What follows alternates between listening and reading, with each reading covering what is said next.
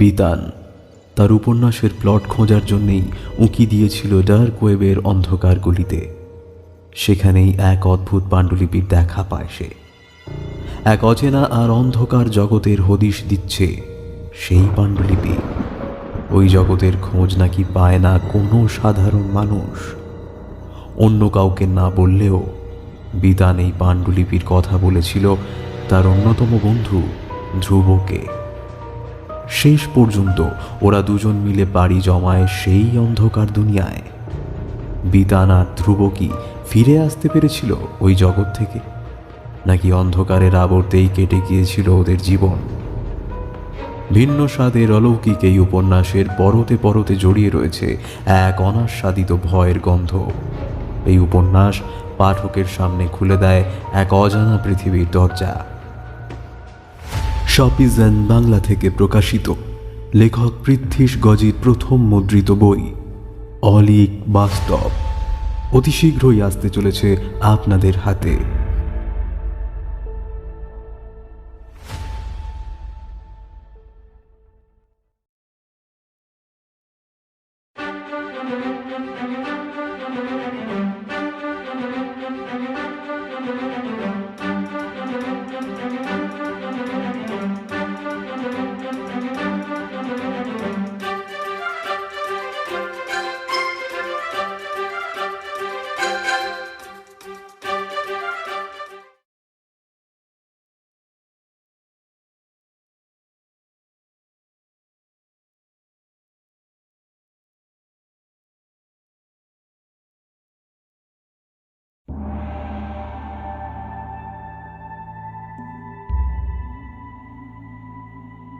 সাধনা ঈশ্বর আরাধনার এক মার্গ মাত্র, তা কখনোই পাপ হতে পারে না। অথচ বজ্রযানপন্থীরা সর্বদাই মহাযানপন্থীদের কাছে অপমানিত ও অযাচিত হয়ে এসেছে। তাদের এই পাপের ফল তো তাদের পেতেই হতো। নমস্কার শ্রোতা বন্ধুরা, অন্ধকারের গল্পকথার সাম্রাজ্যে আপনাদের সকলকে জানাই স্বাগত। আমাদের আজকের নিবেদন প্রখ্যাত লেখক শুভ ব্যানার্জির কলমে যমন্তক। গল্পের সূত্রধার আমি শুভম, গল্প পাঠে ব্রতদীপ, অন্যান্য চরিত্রে সৌরভ, প্রদীপ্ত, পিনাকি, পার্থ, ব্রতদীপ, অয়ন, অভিজিৎ, নবনীতা এবং আমি শুভম। তবে আর দেরি কেন, শুরু করা যাক আজকের আমাদের গল্প যমন্তক।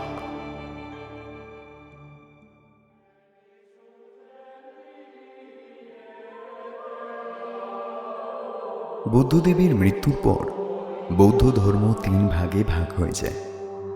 সময়টা তখন প্রথম দশক। ভগবান বুদ্ধের ও বোধিসত্ত্বের দেখানো পথে জন্ম নেয় মহাযান বৌদ্ধ ধর্ম। আর একদল বৌদ্ধধর্মীরা পূজার্চনা, রীতি, মূর্তি আরাধনায় মোক্ষ লাভের পথ বেছে নেয়। এদের হীনযান নামে অভিহিত করা হতো। আর তৃতীয় ভাগ বৌদ্ধ ধর্মের সব থেকে গুপ্ত ও অন্ধকারাচ্ছন্ন পন্থা বজ্রযান। গুপ্ত যুগের অবসানের পর সামবেদের অতীন্দ্রিয়তাবাদ ও মায়াবিদ্যার সঙ্গে বৌদ্ধ ধর্মের মিলনে সৃষ্টি হয় এই মহাবিদ্যার। বজ্রযান সাধনা ভারত ছাড়িয়ে তিব্বত, চীন এবং সুদূর জাপান অবধি ছড়িয়ে পড়ে। অথচ ভারতের বুকে বিভিন্ন রাজারা মহাযান ধর্মের পৃষ্ঠপোষক হয়ে ওঠায় বহুল সংখ্যক মানুষ মহাযান ধর্মাবলম্বী হয়ে ওঠে। এমনকি মহাযান ধর্মগুরুদের আজ্ঞায় বহু রাজা নিজ রাজ্যে বজ্রযান সাধনা নিষিদ্ধ বলে ঘোষণা করে দেয়। বজ্রযান সাধকরা বরাবরই থেকে যায় অন্ধকারে, অবহেলায়। সাল 1043। বাংলার বুকে তখন পাল সাম্রাজ্যের শাসন। পাল সম্রাট ন্যায়পাল সিংহাসনে উপবিষ্ট। সামনে দাঁড়িয়ে 2 বৌদ্ধ ভিক্ষুক। একজনের বয়স মাঝবয়সী, অন্যজন বছর 15-র যুবক। রাজা বুড়ো কুচকে তাদের উদ্দেশ্যে বলল, তোমরা তন্ত্র মন্ত্র, কালো জাদু এসব করো? বয়সে বড় ভিক্ষুক জবাব দিল, আমরা সাধনা করি, বজ্রযানের গূঢ় তত্ত্বের জ্ঞান আহরণ করি আমরা। থামো, জানো না এটা গৌতম বুদ্ধের আশীর্বাদ ধন্য স্থান? এখানে এসব ডাকিনী বিদ্যার চর্চা করা পাপ। বিদ্যার চর্চা কখনো পাপ হয় না মহারাজ। থামো। তোমার কাছে ধর্মপাঠ শিখবেন না মহারাজ। শেষ কথাটি যিনি বললেন তিনি একজন মহাযানপন্থী বৌদ্ধ যাজক, রাজ পরিবারের ধর্মগুরু ইনি। তিনি মহারাজের উদ্দেশ্যে বললেন, মহারাজ, এই ঘোর পাপিষ্ঠদের এ রাজ্যে রাখা মানে ভগবান বুদ্ধের পদধূলির অপমান করা। এদের বিতাড়িত করা হোক রাজ্য থেকে। বেশ, কাল সূর্যোদয়ের পর থেকে তোমাদের যেন এই সাম্রাজ্যের ত্রিসীমানায় না দেখি। যাও, এক্ষুনি দূর হও আমার চোখের সামনে থেকে। রাজসভা থেকে বেরিয়ে আসার সময় 15 বছরের কিশোর ছেলেটি অপর বৌদ্ধ ভিক্ষুর কাপড়ের খুঁটি আঁকড়ে জিজ্ঞেস করল, গুরুদেব, এমন অপমানের আপনি কোনো ভিত করলেন না? আপনি কি চাইলে আপনার শক্তি প্রদর্শন করতে পারতেন না? শোনো বুধাচারী, সময়ের হাতে ছেড়ে দাও। সব অন্যায়ের প্রতিশোধ সময়ই নেবে। আজ যেমন আমরা দেশ ছাড়া হচ্ছি, কাল এমন কেউ আসবে যার জন্য এদেরও দেশ ছাড়া হতে হবে। সময়ের হাতে ছেড়ে দিয়ে অপেক্ষা করো শুধু, মহাকাল সব দেখছেন।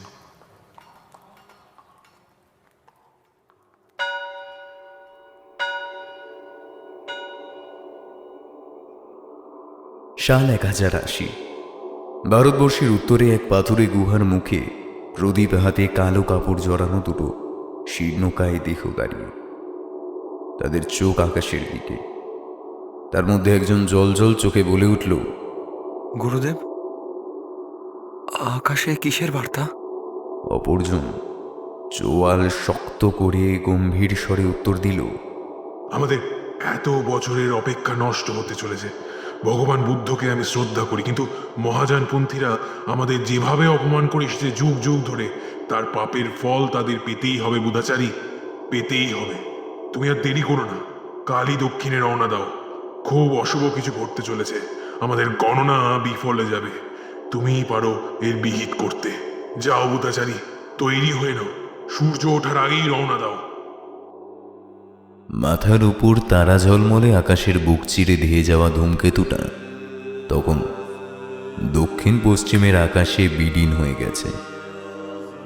একটা গোলাপি আভা পূর্ব আকাশে ভোরের স্নিগ্ধতা ছুঁয়ে দিচ্ছে।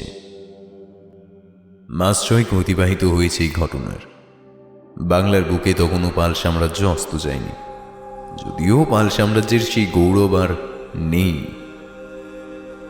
মহাযান ধর্মাবলম্বী পাল সাম্রাজ্যের অধীনে একটি অত্যন্ত ছোট অঞ্চলের সামন্ত প্রভু হেমন্ত সেন। গভীর অমোঘ শোকের ছায়া তার প্রাসাদের উপর ঘনিয়ে এসেছে আজ। বাড়ির মহিলাদের বুক ফাটা কান্না চারপাশটা হাহাকার করে তুলছে। একটা ভিড় প্রাসাদের বাইরে বিষণ্ণ মুখে দাঁড়িয়ে। মাঝে মাঝে একটা দমকা হাওয়া কিছুটা ধুলো উড়িয়ে ফেলছে সেই ভিড়ের গায়ে।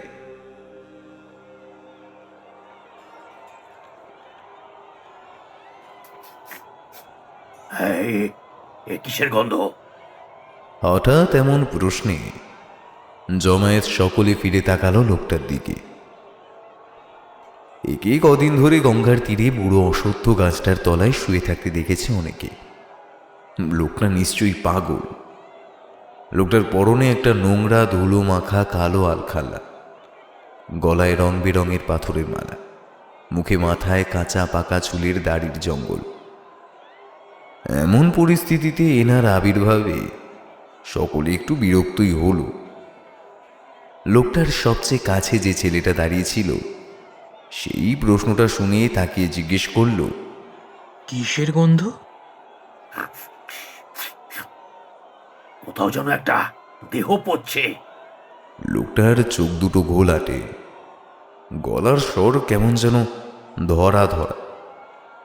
ভিড়ের মধ্যে থেকেই আর একজন লোকটার দিকে ফিরে বিরক্ত হয়ে বলল, এই, তুমি এখন এখান থেকে যাও তো। আমাদের রাজার ছেলে মারা গেছে, মন মেজাজ কারোর ভালো নেই। তুমি যাও এখন। লোকটা কিছুক্ষণ চুপ করে চোখ বুজে দাঁড়িয়ে রইল। হাতের করগুনে বা পাটা 3 বার মাটিতে ঠুকে চোখ খুলেই একটা ভারী গলায় লোকটা বলল, তোমাদের রাজার কাছে নিয়ে চলো আমায়। আমি রাজার সাথে কথা বলবো।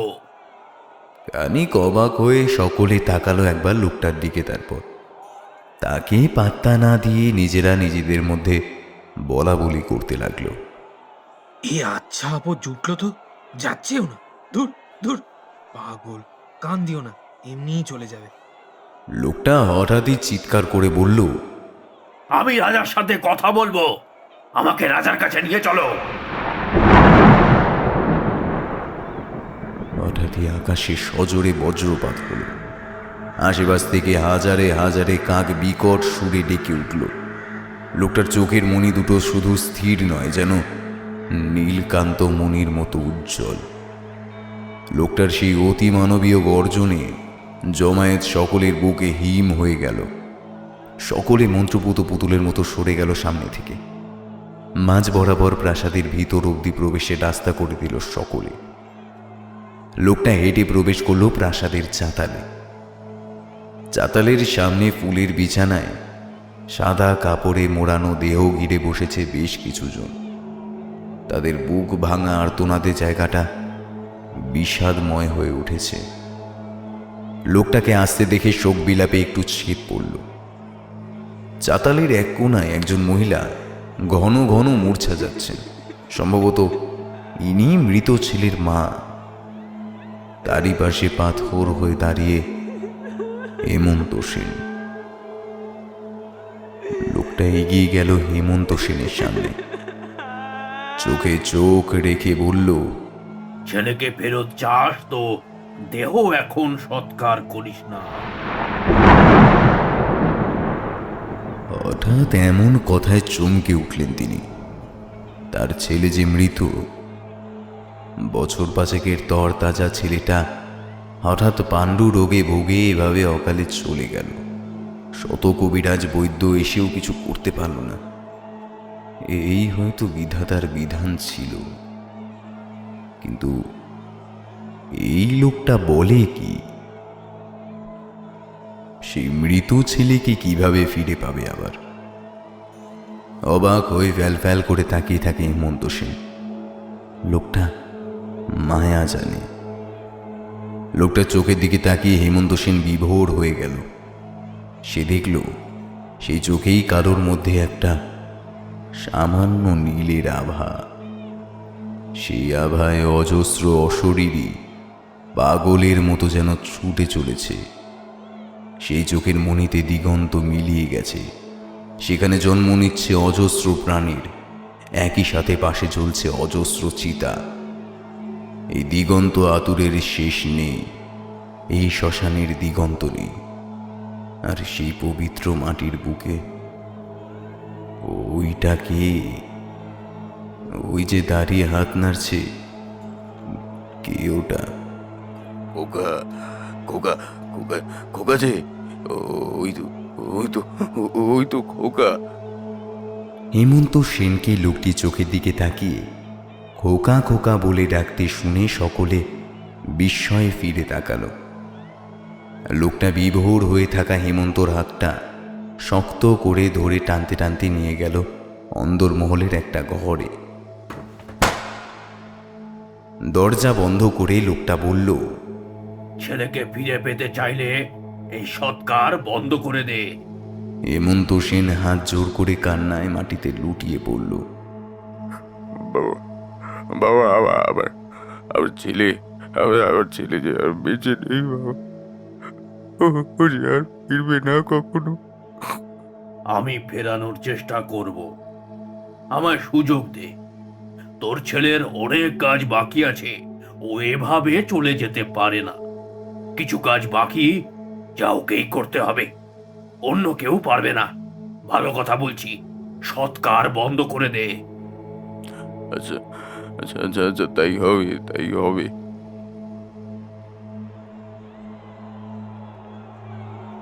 খানিক পরে বাইরে বেরিয়ে এলেন হেমন্ত সেন।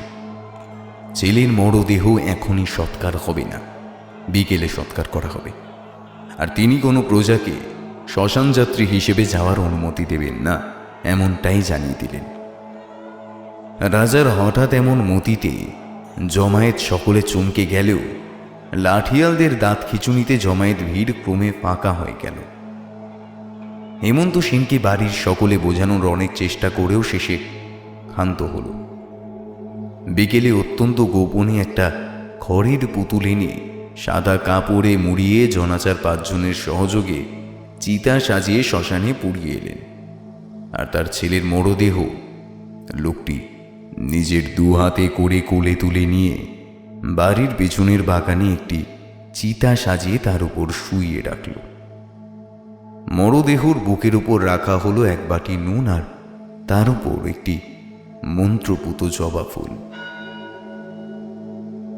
একটা ঘরে সামান্য কিছু ফলাহার করে লোকটা সন্ধ্যের দিকে রাজাকে ডেকে পাঠালেন।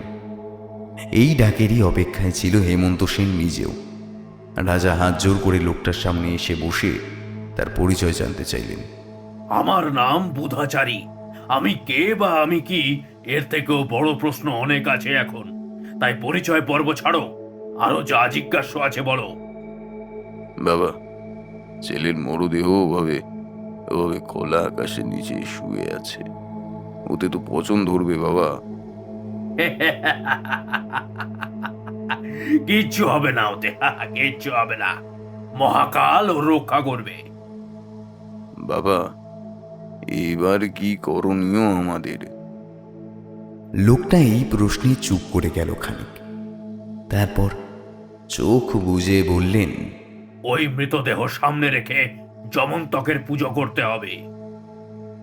যমন্তক? সে কোন দেবতা বাবা? এই দেবতার নাম আমাদের একেবারেই অজানা। যম অর্থাৎ মৃত্যুর দেবতা, সমস্ত প্রাণের অন্ত যার কাছে। সেই যমের সমস্ত শক্তি যার সামনে লোপ পায়, সেই পুনর্জীবনদায়ী ত্রিকালজয়ী শক্তির নাম যমন্তক। জন্ম মৃত্যু তার পায়ের অধীনে বশীভূত। মৃত্যুকে হারাতে একমাত্র সেই শক্তির আরাধনা ছাড়া কোনো উপায় নেই। তবে তবে তাই হোক বাবা, এই শক্তিরই পুজো করব আমরা। সে পুজো এত সহজ নয়। আমি তার রীতি জানি। আমি চেষ্টা করব যজ্ঞ সম্পূর্ণ করার। তবে আগেই বললাম, সে এত সহজ নয়। সবার আগে আমার একজন ভালো মূর্তিকার লাগবে। বেশ বেশ, তাই হবে। শোনো, এই মূর্তি হবে কোষ্ঠী পাথরের। সুতরাং সেরকমই মূর্তিকার নিয়ে আসবে যে পাথর খোদাই করে তাকে রূপ দিতে পারবে। বেশ বেশ, তবে বাবা, পুজোর শেষে পাথরের মূর্তিকে প্রতিষ্ঠা করে আমাদের ঘরেই রাখতে হবে?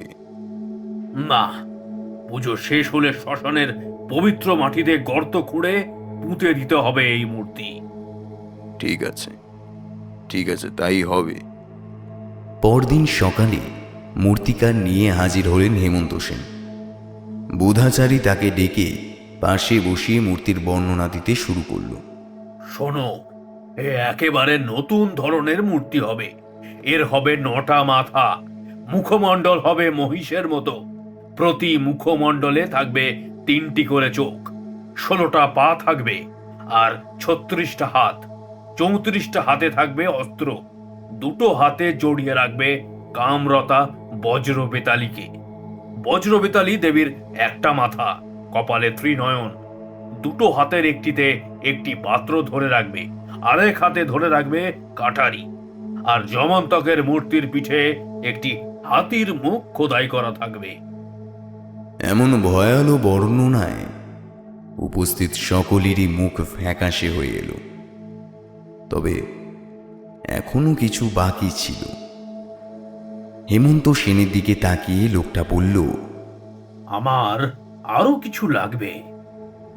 বলুন বাবা, আর কি কি প্রয়োজন? আমার কিছু অপঘাতে মৃত মানুষের হাড় লাগবে, আর 5 রকম জন্তু জানোয়ারের কঙ্কালও লাগবে।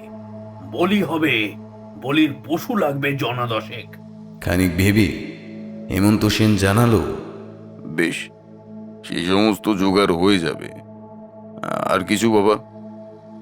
হ্যাঁ, ভোগের ব্যবস্থা করতে হবে। বেশ তো বাবা, আমার স্ত্রী নিজে হাতে পঞ্চব্যঞ্জন রেঁধে ভোগের থালা সাজিয়ে দেবে। আমার ছেলেটা শুধু ফিরে আসুক বাবা, আমার বংশের প্রদীপ যেন ফিরে আসে। শান্ত হও, সেসবের প্রয়োজন এখানে নেই। এই দেবতার ভোগের জন্য প্রয়োজন আমিষ রান্নার পদ, আর কোনো রজস্বলা নারীর উচ্ছিষ্ট। বুক এতক্ষণে শুকিয়ে এসেছে হেমন্ত সেনের, তবুও সম্মতি জানিয়ে ঘর থেকে বিদায় নিল সে। মাঝে কেটে গেল 7 দিন। সামনের অমাবস্যায় অত্যন্ত নীরবে নিভৃতে আয়োজন করা হলো মহাযজ্ঞের।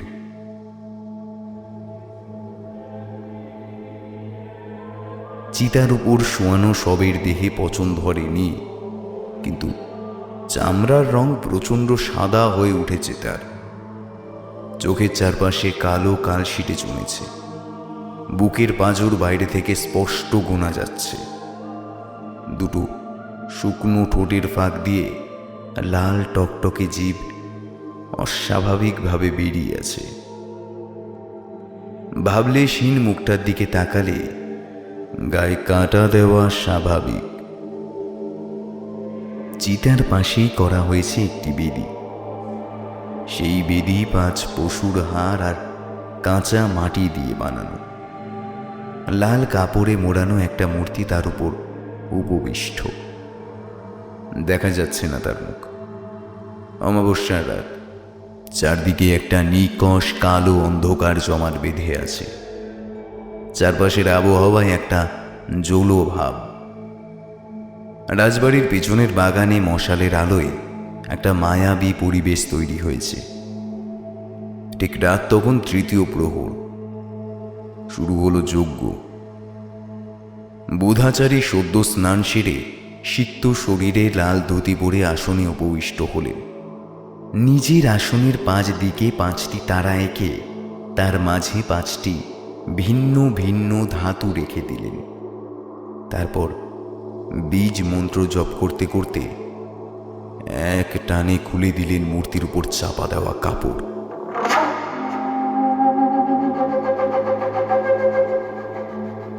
রাজা হেমন্ত সেন সহ পরিবারের সকল মহিলারা সেই মূর্তির ভয়ালো রূপে আঁতকে উঠলেন।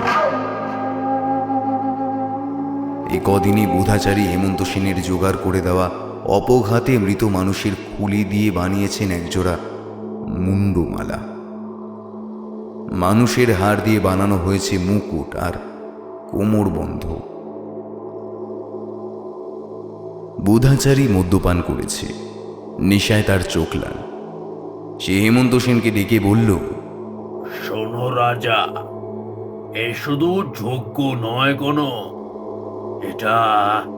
এটা যুদ্ধ, মৃত্যুর বিরুদ্ধে লড়াই, প্রকৃতির নিয়মের বিপরীতে হাঁটার লড়াই। এত সহজ নয়। অনেক বিপত্তি আসতে পারে, অনেক ভয়াবহ পরিস্থিতি তৈরি হতে পারে, কিন্তু ভয় পেলে চলবে না। রাজা হেমন্ত সেন এর আগে বহু যুদ্ধে সম্রাটের সঙ্গ দিয়েছেন, বহু বিদ্রোহ একা হাতে সামলেছেন, কিন্তু এ কোন যুদ্ধে অবতীর্ণ হয়েছেন তিনি? পরক্ষণে ভেসে উঠল সন্তানের মুখ, শূন্য সিংহাসন, মাটিতে পড়ে থাকা রাজদণ্ড। দৃঢ় চোখে মাথা নেড়ে সম্মতি জানালেন তিনি। বুধাচারী মন্ত্রোচ্চারণ শুরু করলেন। মন্ত্র পড়তে পড়তে দেবতাকে সজ্জিত করা হলো হাড়ের মুকুট ও মুন্ডমালায়। রাতের নিকষ অন্ধকারে বলির পশুগুলো ক্রমাগত ম্যাঁ ম্যাঁ করে ডেকে চলেছে।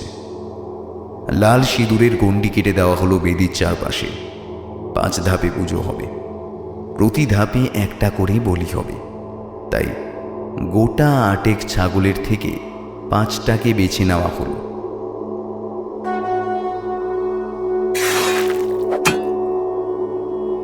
পুজোর প্রথম শঙ্খধ্বনির সাথে দেওয়া হলো প্রথম বলি। মাথা কাটা পশুটা কিছুক্ষণ ছটফট করে লুটিয়ে পড়ল। তামার পাত্রে জমানো হলো তার রক্ত। বুধাচারী ডান হাতের তর্জনী কপালে ঠেকিয়ে বীজমন্ত্র জপ করতে করতে বাঁ হাতে সেই রক্ত ঢালতে লাগলো মূর্তির উপর।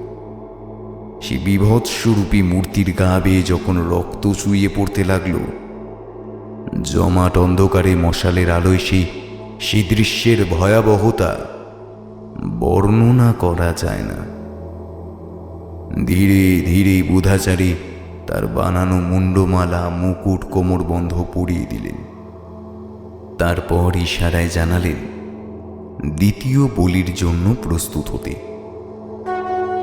শঙ্খ বেজে উঠল দ্বিতীয়বার।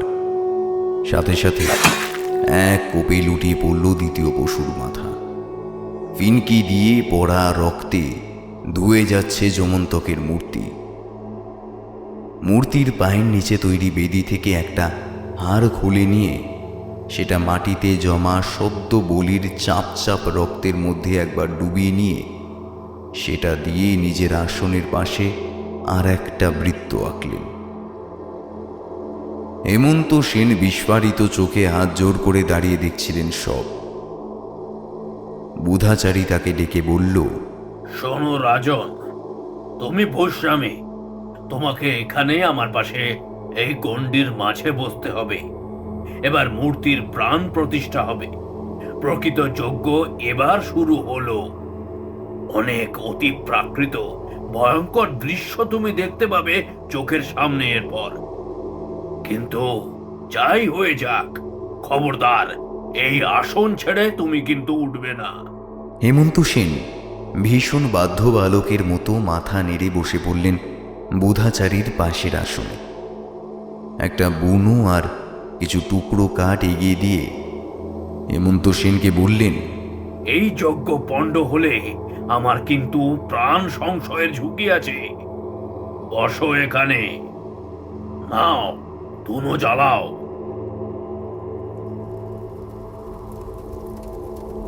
শুরু হলো পুজো। সামনের সাজানো যজ্ঞকুণ্ডে অগ্নিসংযোগ করে বুধাচারী চোখ বন্ধ করে একাগ্র চিত্তে মন্ত্রপাঠ করতে লাগল। ধীরে ধীরে চারপাশের পরিবেশ কেমন বদলে যেতে শুরু করল। নিশাচর সকল পাখিরা মাথার উপর দল বেঁধে উঠতে শুরু করেছে। মাথার উপর শয়ে শয়ে পাখির ডানা ঝাপটানোর শব্দ সেই রাতকে যেন আরো আরো পৈশাচিক করে তুলল। রাজবাড়ির পাঁচিলের ওপারে একদল কুকুর করুণ সুরে একসাথে ডেকে চলল ক্রমশ। রাজা ওদিকে শত চেষ্টা করেও ধুনো জ্বালাতে পারছে না। এমন ভয়াবহ পরিবেশে বাড়ির মহিলারা এক জায়গায় জড়ো হয়ে থরথর করে কাঁপতে লাগল। যজ্ঞের কুণ্ডে ঢিকি ঢিকি আগুন জ্বলছে। বুধাচারীর চোখ খুলল। তার ঝুলি থেকে একটা পেয়ারা গাছের ডাল মোড়ানো কস্তুরী মৃগের নাভি বের করে সেটা মুঠো করে সেই মুঠো যজ্ঞের আগুনের উপর রাখল। তারপর উচ্চ স্বরে একটি মন্ত্র উচ্চারণ করে মুঠো খুলে সেই নাভি ফেলে দিল যজ্ঞকুণ্ডে। অমনি দপ করে জ্বলে উঠল হোমের আগুন। আর তার আলোয় দেখা গেল উল্টো দিকে রাখা কোষ্ঠী পাথরের কালো মূর্তিটার চোখ দুটো যেন জীবন্ত হয়ে উঠেছে।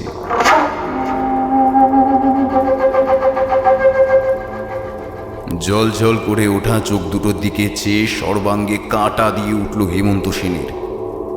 বুধাচারী তার দিকে ফিরে বলে, ওই ধুনো জ্বালানো হলো? আগে আগে না বাবা, শুকনো কাঠ ছোবড়া দিয়েও আগুন যেন ধরতেই চাইছে না। বুধাচারী রক্তবর্ণ চোখে ধুনোর দিকে চাইল। তারপর দাঁতে দাঁত চিপে বলে উঠল, তবে রে, ধুনো জ্বালাতে দিবি না? দেখ তবে। এই বলে নিজের মাথার একটা চুল ছিঁড়ে মন্ত্র পড়ে ছুঁড়ে মারল ধনুচিতে। অমনি দপ করে জ্বলে উঠল ধনুচিও। আর সঙ্গে সঙ্গে যেন বাড়ির অন্দরমহলে দরজা জানলা দুম দাম করে পড়তে লাগলো। বাড়ির মধ্যে থেকে কাঁচ ভাঙার শব্দ আসতে লাগলো। অদৃশ্য কেউ ঘরের আসবাবপত্রগুলো যেন কেউ ছুঁড়ে এদিক ওদিক ফেলতে লাগলো। বাড়ির মহিলারা ভয়ে আর্তনাদ করতে লাগলো। সে পরিবেশ যে কি বিভীষিকার জন্ম দিয়েছে তা কল্পনার অতীত। বুধাচারী শান্ত নির্লিপ্ত স্বরে জানালো, ভয় নেই, মূর্তিতে প্রাণ প্রতিষ্ঠা হয়েছে, তিনিই রক্ষা করবেন। নাও, তৃতীয় বলির জন্য প্রস্তুত হও। এবার আমি স্তুতি পাঠ করব। বলি যিনি দিচ্ছেন তিনি ভয়ানক নেশা করে সারাক্ষণই ঝিমুচ্ছে। বাইরের পরিস্থিতি তারই অন্তঃস্থলে পৌঁছচ্ছে না একমাত্র। তাকে বলির জন্য জানানো হলেই সে তন্দ্রা থেকে উঠে হাঁড়ি কাঠে নতুন পশুর মাথা ঢুকিয়ে এক কোপে তা ছিন্ন করে দিচ্ছেন। তারপর দেহ সরিয়ে নিয়ে আবার জেগে সেই মতো নেশাতুর হয়ে একপাশে বসে পড়ছেন।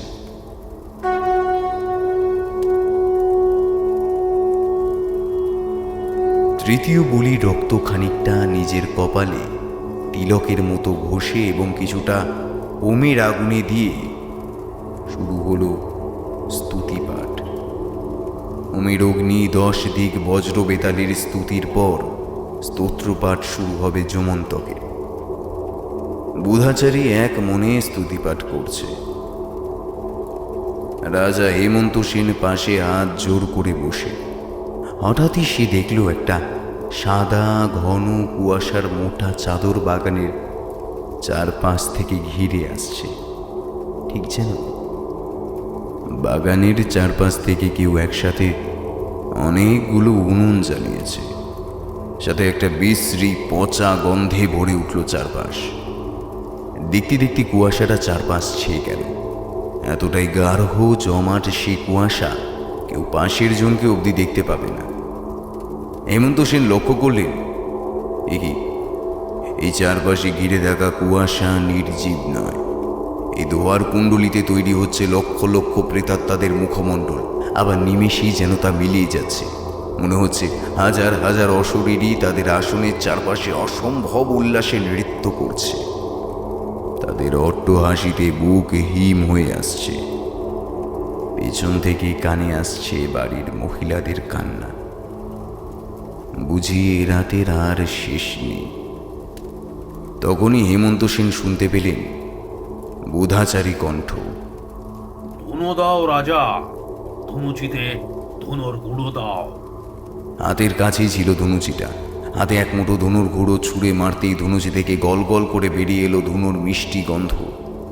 দুধে লেবুর রস দিলে যেমন ছানা কেটে যায়, ঠিক তেমনি ধনুর ধোঁয়া সেই সাদাটে কুয়াশায় মিশতে সমস্ত ধোঁয়া কেটে চারপাশটা পরিষ্কার হয়ে উঠল। আবার বুধাচারী হেসে বলল,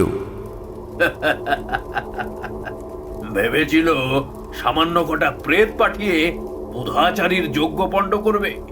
নাও, চতুর্থ বলির জন্য প্রস্তুত হও। কে এমন বাধা দিচ্ছে বাবা? স্বয়ং মৃত্যু। শঙ্খ বেজে উঠল। বলির রক্ত যজ্ঞে দিয়ে শুরু হলো ভোগ নিবেদন। মাটির থালায় রজস্বলা নারীর উচ্ছিষ্ট হাড় মাছের কাঁটা পড়ে তাতে বাঁ হাতের বুড়ো আঙুল ঠেকিয়ে বীজমন্ত্র পড়া শুরু করলো বুধাচারী। এবারে আর কোনো অলৌকিক ঘটনা ঘটল না বেশ কিছুক্ষণ। হেমন্ত সেন একটু ধাতস্থ হয়েছে সবে। ভোগ নিবেদন পর্ব এখনো শেষ হয়নি। দুহাত শূন্যে তুলে বুধাচারী মন্ত্রোচ্চারণ করছে। চারপাশে যে অতি মায়াবী নাটকের মহড়া চলছে, হেমন্ত সেন সেখানে শুধুমাত্র দর্শক। তার আসন ছেড়ে ওঠা মানা। হঠাৎই পেছন থেকে গুঙানির শব্দ শুনে পেছন ফিরে হেমন্ত সেন দেখল, এ কি? তার পরিবারের সকলে এমন অদ্ভুত আচরণ কেন করছে? তার বাড়ির মহিলারা সকলে কেমন ঘোরের মধ্যে আকাশের দিকে তাকিয়ে বসে আছে। তাদের এলোকেশে চুল, মণিশূন্য চোখ। সেই রূপে তাদের আর প্রিয়জন বলে মনে হচ্ছে না। মনে হচ্ছে এক একজন রক্ত চোষা পিশাচিনী। ওদের গলা থেকে বেরিয়ে আসছে প্রচণ্ড কষ্টের গোঙানি। মুখ দিয়ে উঠে আসছে রক্ত। নিজের স্ত্রীর এই করুণ দশা দেখে একবার আসন ছেড়ে উঠতে গিয়েও মনে পড়ে গেল বুধাচারীর সাবধান বাণী। কান্নায় ভেঙে পড়ল হেমন্ত সেনের চোখ। মনে হলো, থাক, এই যজ্ঞের দরকার নেই। যে গেছে সে গেছে। এ রাতের শেষ হোক শীঘ্রই। মাথা নিচু করে বসে রইল হেমন্ত সেন। হঠাৎই কাঁধের উপর একটা হাত এসে বসল। বুধাচারী তার কাঁধে হাত রেখে মুচকি হেসে বলল, এত সহজে ভেঙে পড়লে হবে রাজন? তুমি না পালন কর্তা সকলের, হ্যাঁ? ভগবানের উপর ভরসা রাখো, সে এখানে তোমার সামনে জাগ্রত, সে থাকতে কোনো ক্ষতি হবে না। জ্বলন্ত হোমকুণ্ডে হাত ঢুকিয়ে খানিকটা ছাই মাখা বালি মুঠো ভরে তুলে নিল বুধাচারী। সেটা হেমন্ত সেনের দিকে এগিয়ে দিয়ে বলল, এই নাও, গরম কিন্তু, সাবধান, এটা ছুঁড়ে মারো ওদের দিকে, সব ঠিক হয়ে যাবে। কথা মতো কাজ হলো। সকলে যেন একটা ঘোর থেকে উঠে আবার আগের মতো হয়ে গেল। বুধাচারীর নির্দেশে পঞ্চম বলির আয়োজন হলো। এই শেষ বলি। উপস্থিত হয়েছে যজ্ঞের শেষ পর্যায়ে। শুরু হলো মন্ত্রপাঠ। মন্ত্রপাঠ শেষ হলে বলির রক্তে নেভানো হবে যজ্ঞের আগুন। হঠাৎই ভীষণ ঘুম পেয়ে গেল হেমন্ত সেনের। প্রচণ্ড ঘুমে যেন চোখ ঢলে পড়ছে। চারপাশে একটা জমাট নিস্তব্ধতা ছেয়ে গেল। বুধাচারী আর হেমন্ত সেন বাদে উপস্থিত সকলে গভীর ঘুমে ঢলে পড়ল। হেমন্ত সেনও যেন চোখ খোলা রাখতে পারছে না, আর ঝাপসা হয়ে আসছে চারপাশ। বারবার চোখ মুছে তাকিয়ে থাকার চেষ্টা করছে সে। হঠাৎই তার বুকের ভিতর কি যেন একটা ছটফটে উঠল। ও কি খোকা নড়ছে মনে হচ্ছে। চিতার উপর শোয়ানো দেহটা নড়ে উঠল যেন। হ্যাঁ, ওই তো খোকা উঠে বসেছে। কিন্তু চিতার উপর যে দেহটা উঠে বসেছে তাকে খোকা না বলে সব বলাই ভালো। শীর্ণকায় সাদাটে শরীরটা যেন জ্যান্ত নয়, কোনো কলকবজার বলে সুতোয় বাঁধা পুতুলের মতো উঠে বসেছে দেহটা। মশালের আলোয় সেই সবের মুখ দেখে হেমন্ত সেনের মুখ ভয়ে ফ্যাকাশে হয়ে গেল। অস্ফুটে বলে উঠল, কি বিভৎস রূপ!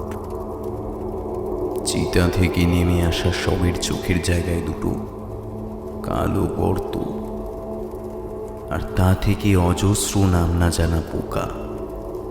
মুখের চোয়াল বেয়ে ঝুলে পড়েছে তার। নড়াচড়াতে টান পড়ছে চামড়ায়। তা ফেটে বেরিয়ে আসছে কালচে দুর্গন্ধযুক্ত জমাট রক্ত। সবটা সামনের দিকে ঝুঁকে দুহাত বাড়িয়ে ধীরে ধীরে এগিয়ে আসছে হেমন্ত সেনের দিকে, আর অদ্ভুত ফ্যাস ফ্যাসে গলায় বলছে, বাবা, আমাকে ডাকলে কেন বাবা? আমার যে ভারী কষ্ট হচ্ছে, আমাকে ডাকলে কেন বাবা? দেখো বাবা, আমি এসেছি, আমাকে কোলে নেবে না বাবা? প্রচণ্ড ভয় বিস্ফারিত চোখে সে সবের দিকে চেয়ে রাজা হেমন্ত সেন বলে উঠল, বাবা, বাবা, না না না না, এ আমার খোকা হতে পারে না। কি বিভৎস রূপ! চলে যাও, চলে যাও, দূরে যাও, আমার কাছে আসবে না। দূরে যাও বলছি, চলে যাও এখান থেকে, চলে যাও। সব একইভাবে বাবা বলে ডাকতে ডাকতে এগিয়ে আসতে লাগলো। অসহায়ভাবে হেমন্ত সেন বুধাচারীকে ডাকল। সে একভাবে মগ্ন চিত্তে মন্ত্রপাঠ করতে ব্যস্ত। বাকি উপস্থিত সকলে যেন কাল ঘুমে ঘুমিয়ে পড়েছে। বড় অসহায়, বড় একাকী মনে হলো হেমন্ত সেনের নিজেকে। সামনে যেন স্বয়ং মৃত্যু দুহাত বাড়িয়ে এগিয়ে আসছে তার দিকে।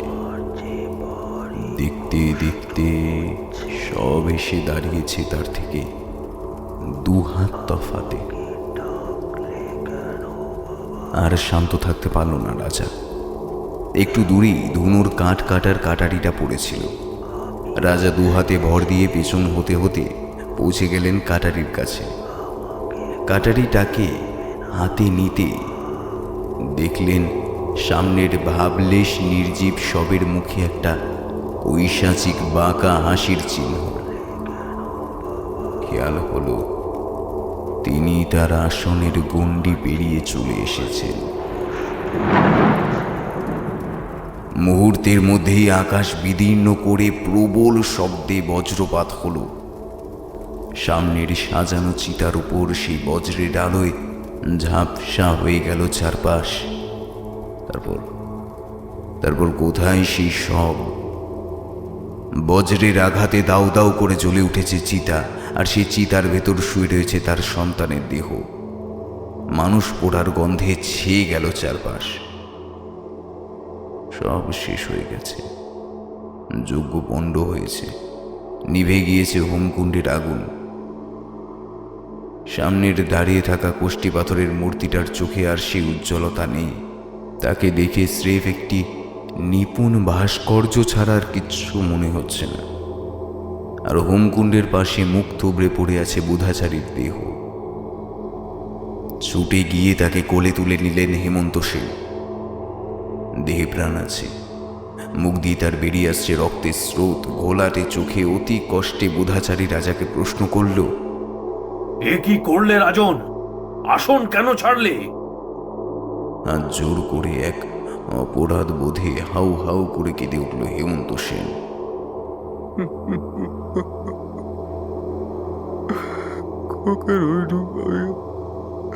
আমি সহ্য করতে পারিনি বাবা, আমাকে আমাকে আমাকে ক্ষমা করুন। আমি আমি আমি ভয় পেয়ে গেছিলাম খুব বাবা, ভয় পেয়ে গেছিলাম। ওটা খোকা ছিল না, খোকার দেহ ওই দেখো, ওই যে সৎকার হচ্ছে এখন। মৃত্যু তোমাকে ভয় দেখাতে তার শেষ অস্ত্র পাঠিয়েছিল খোকার রূপে। ওটা তোমার ছেলে ছিল না রাজা, খোকার রূপে। ওটা প্রেত শক্তির সবচাইতে কঠিন শক্তি বেতাল এসেছিল, বেতাল। খানিক থেমে বুক ভরে নিঃশ্বাস নিল বুধাচারী। তারপর অতি কষ্টে বলে উঠল, আমরা সম্পূর্ণরূপে অকৃতকার্য হইনি, সে এসে গেছে। তোমার খোকা এখানেই আছে, তাকে নতুন জীবন দাও। যমন্তক পুনর্জীবন প্রদায়ী, সে খালি হাতে ফেরায় না।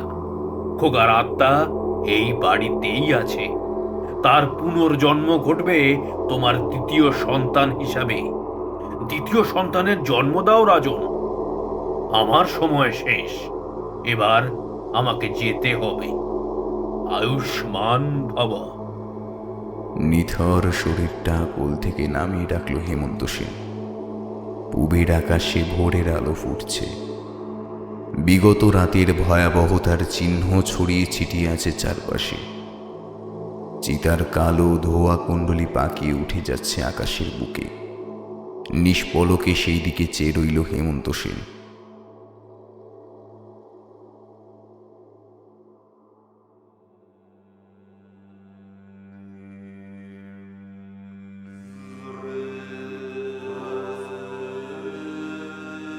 বুধাচারীর কথা মতো যমন্তকের মূর্তিটি পুঁতে দেওয়া হয় শ্মশানের মাটিতে। এই ঘটনার পর রাজবাড়িতে আরো অদৃশ্য একজনের উপস্থিতি টের পাওয়া যেত।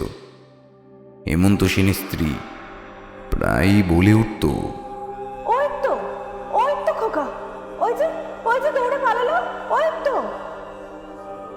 এই সকল কিছু ঠিক হয়ে গেল যখন দ্বিতীয়বার তিনি সন্তান সম্ভবা হলেন। 10 মাস পর জন্ম নিল একটি পুত্র সন্তান। হেমন্ত সেন বিস্ময়ে হতবাক হয়ে গেলেন। এ যেন হুবহু খোকার দোসর। এমনকি খোকার মতো এরও পিঠে হুবহু একরকম জরুল পাওয়া গেল। মৃত্যুকে জয় করে যে জন্ম নিয়েছে তার নাম রাখলেন বিজয় সেন। এরপর বাকিটা ইতিহাস। বিজয় সেন বড় হলেন। গৌরবময় পাল সাম্রাজ্যের শাসন ভেঙে পড়লে সেই সুযোগে পাল রাজাদের সিংহাসনচ্যুত করে প্রতিষ্ঠা করেন সেন বংশ। তীব্র শৈব ধর্মী সেন বংশ যে বৌদ্ধ বিদ্বেষের নমুনা ইতিহাস রেখে গেছে, তার সূচনা হয় বিজয় সেনের হাত ধরেই। পাল সাম্রাজ্যে যে বাংলা মহাযানপন্থী বৌদ্ধ ধর্মীদের নিরাপদ বসতি ছিল, সেই আমলে নিপীড়ন সহ্য করতে না পেরে সে পৈতৃক ভিটে ছেড়ে তিব্বতে পালিয়ে যেতে বাধ্য হয় বৌদ্ধ ধর্মীরা। এই ঘটনার ব্যাখ্যা করতে গিয়ে আজও ঐতিহাসিকরা জানান যে বাংলায় একসময় কয়েক কোটি বৌদ্ধ ভিক্ষুর ঘর ছিল। আজ সেখান থেকে একটা বৌদ্ধ পুঁথিও উদ্ধার করা সম্ভব হয়নি। মহাযানপন্থীদের অহংকার তাদের ভিটে ছাড়া করতে বাধ্য করে। সময়ের থেকে বেশি প্রতিশোধ স্পৃহা বোধহয় কারণ নেই। ইতিহাস মুছে যাওয়া এক রাতের একটা যজ্ঞ সমস্ত ইতিহাসটাই সেদিন বদলে দিয়েছিল।